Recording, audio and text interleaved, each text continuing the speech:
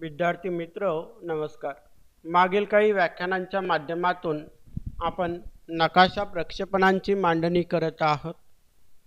यामध्ये ख मध्य ध्रुवीय समक्षेत्र प्रक्षेपण, ख मध्य ध्रुवीय समांतरदर्शक प्रक्षेपण, एकप्रमाण अक्षवृत्तीय शंकू प्रक्षेपण, द्विप्रमाण अक्षवृत्तीय शंकू प्रक्षेपण आणि दंडगोल समांतरदर्शक प्रक्षेपण यांची मांडणी केलेली आहे.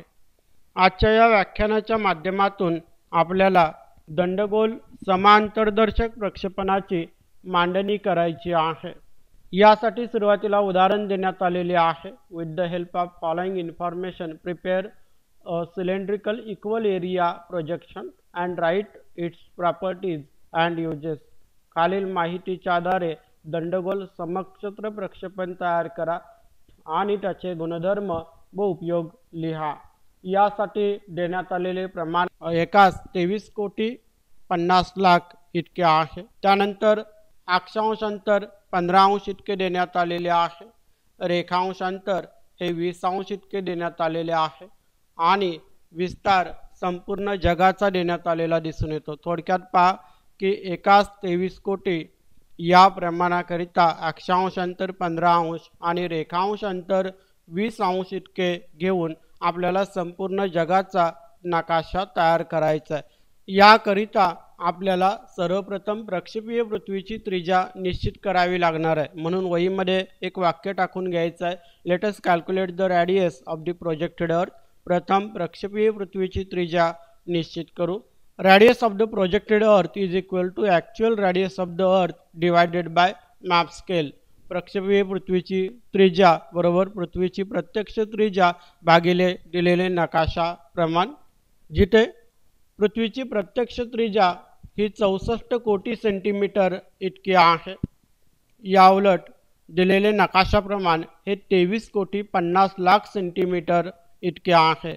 म्हणूनच आपल्याला 64 कोटी सेंटीमीटर भागिले 23,50,00,000 सेंटीमीटर यानुसार प्रक्षेपीय पृथ्वीची त्रिज्या निश्चित करायची आहे आणि ही त्रिज्या फक्त 2.72 सेंटीमीटर इतकी येते.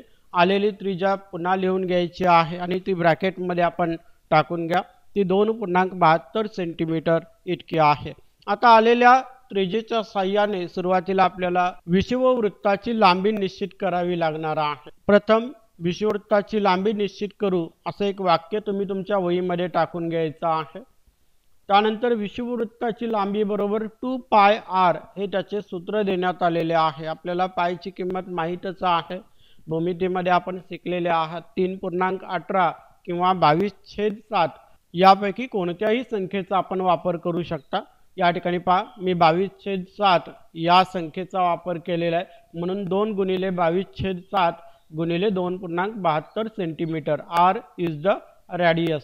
आर म्हणजे त्रिज्या आहे आणि आपण निश्चित केलेली त्रिज्या ही 2.72 सेंटीमीटर इतकी आहे. काही वेळेला आपणास उदाहरण देत असताना प्रमाण न देता त्या ठिकाणी प्रक्षेपीय पृथ्वीची त्रिज्या दिली जाऊ शकते आणि आपण त्या त्रिज्येचाच उपयोग जो आहे हा या ठिकाणी विषुववृत्ताची लांबी निश्चित करण्यासाठी करायचा आहे. म्हणून विषुववृत्ताची लांबी बरोबर 17.08 सेंटीमीटर हे त्याचे उत्तर आलेले दिसून येते. पुन्हा लिहून घ्यायचं आहे. विषुववृत्ताची लांबी बरोबर 17.08 सेंटीमीटर. आपल्याला 2.72 सेंटीमीटर त्रिज्या आणि 17.08 सेंटीमीटर विषुववृत्ताची लांबी या संख्यांचा उपयोग करून दंडगोल समक्षेत्र प्रक्षेपण तयार करायचे आहे. याकरिता सुरुवातीला आपण 2.72 सेंटीमीटर त्रिज्येचं वर्तुळ काढून घ्यायचं आहे. हे वर्तुळ काढण्याकरिता आपण 2.72 सेंटीमीटर हे अंतर कंपासमध्ये घ्यायचं आहे आणि त्याच्या आधारे आपल्याला हे वर्तुळ काढायचं आहे. त्यानंतर वर्तुळाच्या केंद्रबिंदूतून जाणारी आडव्या दिशेत एक रेषा आखायची आहे. ही रेषा आखत असताना आज हे जे काही वर्तुळाचं परिघ आहे तर या परिघाच्या बाहेर याची लांबी ही साधारणतः 19 ते 20 सेंटीमीटर इतकी असली पाहिजे. त्यानंतर कोनमापक या रेषेच्या वरील बाजूस वर्तुळाच्या केंद्रबिंदूमध्ये ठेवायचा आहे आणि त्या ठिकाणी आपल्याला 90 अंशाची कोनाची रेषा आखून घ्यायची आहे आणि ही रेषा वर्तुळामध्ये उभ्या दिशेत टाकल्यानंतर वर्तुळाचे समान 4 भाग होणार आहेत। त्यानंतर कोनमापक जो आहे हा कोनमापक 90 अंशाच्या उभ्या दिशेत टाकलेल्या रेषेवर ठेवायचा आहे आणि त्यानंतर आपल्याला 15, 30, 45, 60, 90 अशाचे कोन करून घ्यायचे आहेत। म्हणजे 15 अंशाच्या फरकाने आडव्या दिशेत आखलेल्या रेषेच्या वरील बाजूस आणि खालील बाजूस आपल्याला हे कोन आखून घ्यायचे आहेत। आता आपण हे 15 अंशाचेच कोन का आखले, कारण आपणास देण्यात आलेले जे काही अक्षांश अंतर आहे हे 15 अंश इतके आहे, म्हणून हे कोन आपण 15 अंशाचे केलेले आहेत। जर कदाचित आपणास दिलेले अक्षांश अंतर हे जर 10 अंशाचं असतं तर आपण या ठिकाणी हे कोन 10 अंशाच्या फरकाने आखले असते। हे जे काही दिलेले अक्षांश अंतर आहे हे 30 अंश इतके असते, तर आपण 30 अंशाच्या फरकाने या ठिकाणी हे कोन जे आहेत हे कोन आखून घेतले असते। त्यानंतर पहा की आपल्याला या ठिकाणी वर्तुळाला उभ्या दिशेत स्पर्शिका काढायची आहे। आडव्या दिशेत काढलेली रेषा आणि वर्तुळाचा परिघ ज्या बिंदूत एकमेकाला छेदते तर त्या बिंदूमध्ये आपल्याला उभ्या दिशेत एक स्पर्शिका काढायची आहे। यासाठी या बिंदूमध्ये आपल्याला कंपासचं टोक ठेवायचं आणि या बिंदूच्या दोन्ही बाजूला आपल्याला खुणा करून घ्यायचे। एक ठराविक अंतर तुम्ही कंपासमध्ये घ्यायचे आणि त्याच्या आधारे या खुणा आपल्याला करायचे। त्याच्यानंतर कंपासमध्ये निम्म्यापेक्षा अधिक अंतर घ्यायचं आहे आणि यापैकी सुरुवातीला बाहेरील बाजूच्या रेषेवर तुम्ही कंपास ठेवा आणि वरील बाजूला आणि खालील बाजूला खूण करून घ्यायचे। अंतर तेच ठेवायचं। कंपासचं टोक हे आतील बाजूच्या खुणेवर करून घ्यायचं आणि मग पुन्हा वरील बाजूस आणि खालील बाजूस त्या ठिकाणी खुणा करायचे आणि या ज्या काही खुणा आहेत या एकमेकाला ज्या बिंदूत छेदतात त्यांना जोडणारी एक रेषा आखायची, म्हणजे ती रेषा या ठिकाणी वर्तुळाची स्पर्शिका असेल।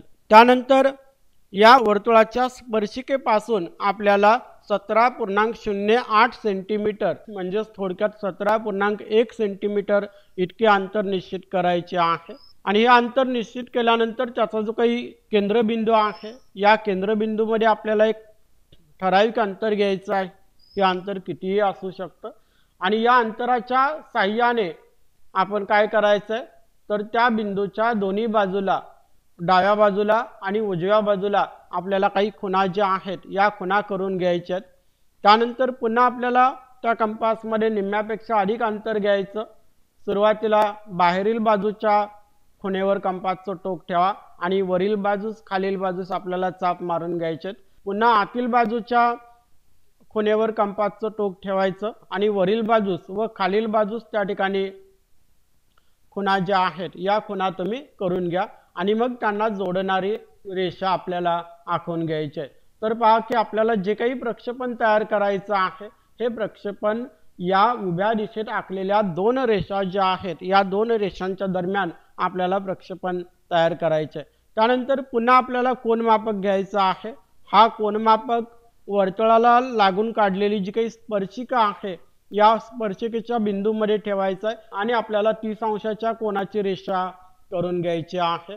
त्यानंतर आडव्या दिशेत काढलेल्या रेषेच्या उजव्या बाजूला जी काही आपण उभ्या दिशेत काढलेली रेषा आहे या रेषेवर आपण कोनमापक ठेवायचं आहे आणि त्या ठिकाणी पुन्हा 30 अंशाच्या कोनाची रेषा तयार करायची आहे। तर या 30 अंशाच्या कोनाची रेषा आपण का तयार केलेल्या आहेत तर या रेषांच्या माध्यमातून आपल्याला जे काही 17.08 सेंटीमीटर इतकी विषुववृत्ताची लांबी आहे तर त्याचे समान भाग आपल्याला पाडायचे आहेत। तर या ठिकाणी पहा की साधारणतः रेखांश अंतर जे आहे हे 20 अंश इतके देण्यात आलेले आहे। एकूण रेखांशाचा जर आपण विचार केला तर ते 360 अंश इतके आहे, म्हणजे 360 भागिले 20 म्हणजे साधारणतः 18 भाग पडणार आहेत आणि 18 समान भाग पाडायचे असतील तर आपल्याला आतमध्ये 17 खुणा करून घ्याव्या लागणार आहेत। यासाठी काय करायचं आहे, सुरुवातीला एक कंपासमध्ये मग ते एक टोकीचं कंपास तुम्ही वापरू शकता किंवा 2 टोकीच्या कंपासचा वापर तुम्ही करू शकता। या कंपासमध्ये ठराविक अंतर घ्यायचं आणि खालील बाजूच्या रेषेवर आपल्याला 17 खुणा करून घ्यायचे आहेत। याच अंतराने वरील बाजूच्या रेषेवर देखील आपल्याला 17 खुणा करायचे आहेत। आता या ठिकाणी मी ॲनिमेशन्स देत असताना वेळ वाचवण्याच्या हेतूने या खुणा केलेल्या नाहीत, मात्र आपण त्या खुणा करून घ्यायच्या आहेत।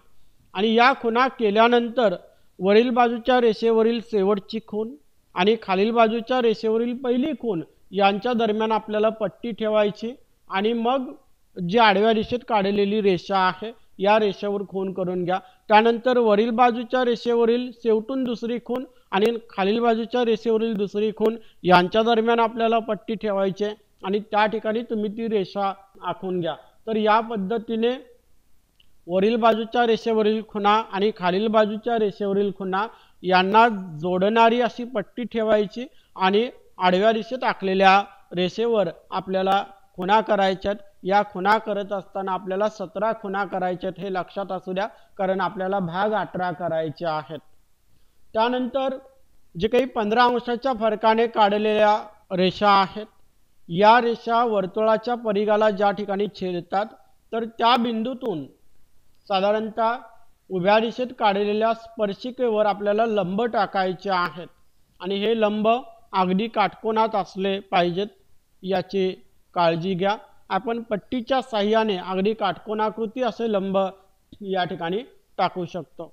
त्यानंतर हे जे काही अंतर आहे म्हणजे स्पर्शिकेवर आलेलं अक्षांश अंतर आहे, हे अक्षांश अंतर आपण कंपासच्या माध्यमातून अपोजिट साईडला म्हणजे पुढील बाजूला जी काही स्पर्शिका आपण काढलेली आहे, उभ्या दिशेत रेषा काढलेली आहे, या रेषेवर आपण हे अंतर टाकून घ्यायचं आहे आणि त्यानंतर दोन्ही बाजूला त्या ठिकाणी जोडणाऱ्या रेषा काढायच्या आहेत। या रेषा म्हणजेच त्या प्रक्षेपणातील अक्षांश असणार आहेत।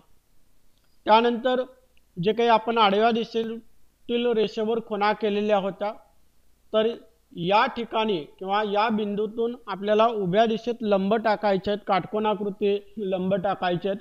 हे लंब म्हणजेच या ठिकाणी रेखांश हे असणार आहेत आणि त्यानंतर मग जे काही अक्षांश अंतर आहे, रेखांश अंतर आहे हे आपल्याला या ठिकाणी लिहून घ्यायचे। तर साधारणतः जी मध्यभागी रेषा आहे त्या ठिकाणी 0 अंश असलेल्या, त्यानंतर 20, 40, 60, 80, 100, 120, 140, 160 आणि 180 अंश पश्चिम। त्याच पद्धतीने 0, 40, 60, 80, 100, 120, 140, 160 आणि 180 अंश पूर्व या पद्धतीने आपल्याला अंतर टाकून घ्यायचे। तर ज्या संख्या आपण खालील बाजूला टाकलेल्या आहेत त्याच संख्या आपण वरील बाजूला देखील लिहिल्या पाहिजेत। त्यानंतर आपल्याला अक्षांश अंतर लिहून घ्यायचे। तर आडव्या दिशेत सुरुवातीला काढलेली रेषा ही विषुववृत्ताची होती, त्या ठिकाणी 0 अंश असलेल्या आणि वरील बाजूला 15 अंशाच्या फरकाने 15, 30, 45, 60, 75, 90 अंश उत्तर आणि 15, 30, 45, 60, 75, 90 अंश दक्षिण असे आपल्याला लिहून घ्यायचे आहे। तर या ठिकाणी आपले दंडगोल समक्षेत्र प्रक्षेपण तयार करून झालेले आहे। धन्यवाद। यामध्ये आपल्या काही शंका असतील तर आपण या शंका विचारायला हरकत नाही। धन्यवाद।